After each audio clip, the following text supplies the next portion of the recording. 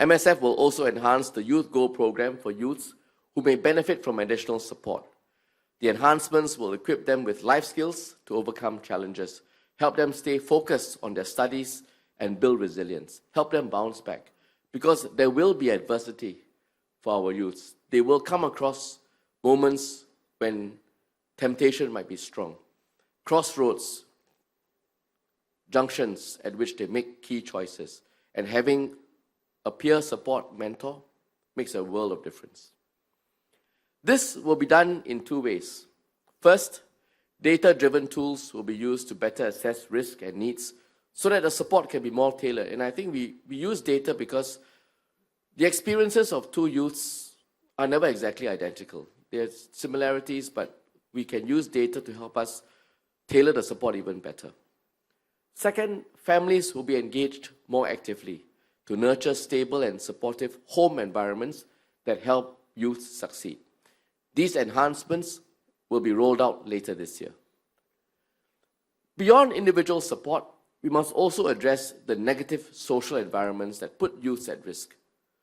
One area that warrants closer attention is youth involvement in gangs.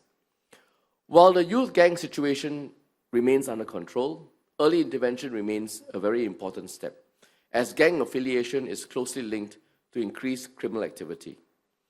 International studies have shown that youths may be more vulnerable and susceptible to gang influence because they are at the critical stage of identity formation earlier on in their lives and also emotional development, and are therefore more susceptible to social pressure. The SPF, Singapore Police Force, will train teachers and social workers to recognize early signs of gang association, as well as help us to enable closer and earlier upstream intervention. A gang renunciation program will also be introduced in a Singapore boys' home to help youths who wish to leave their gangs make a clean break and rebuild their lives.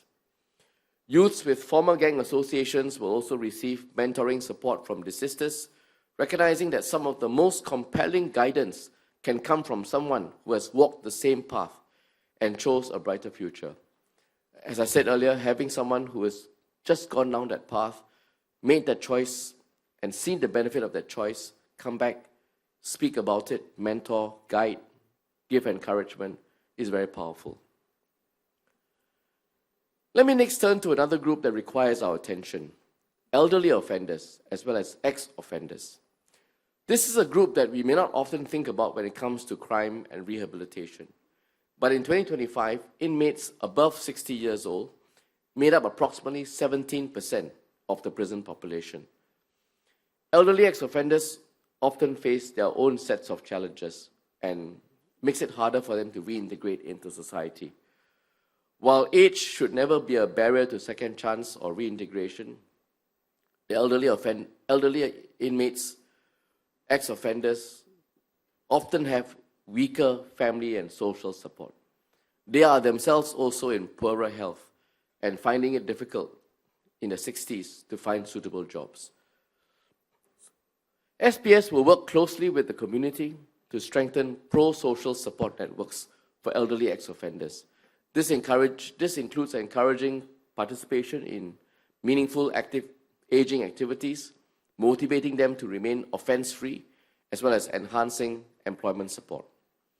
SPS will also build the capabilities of staff, of partners, and of volunteers who work closely with elderly offenders and ex-offenders so as to strengthen the continuity of care from prison to the community. Finally, we must recognize that offending and incarceration do not affect only the individual. And this is something that's really close to my own heart. There's a far-reaching impact on the rest of society, on families, on loved ones, on friends, on people that they socialize with in the community. The risk of intergenerational offending is also well documented. A study by MSF and NCSS found that children whose parents were incarcerated were 2.18 times as likely to offend compared to children with non-offending parents. 2.18. Another SPS study found that approximately 1 in 5 children of drug abusers went on to offend themselves. So the link is quite clear, and I think we need to do what we can to break that link, that intergenerational link. To ensure that no family has to navigate this journey alone, SPS and MSF will strengthen interagency case coordination so that timely as well as holistic assistance can be provided to families when an inmate is incarcerated. And the earlier we do this, the more upstream we go, the more likely it is that we will have success. SPS will also work closely with government and community agencies to provide comprehensive family-focused support, helping offenders strengthen family ties and reintegrate with their families upon release.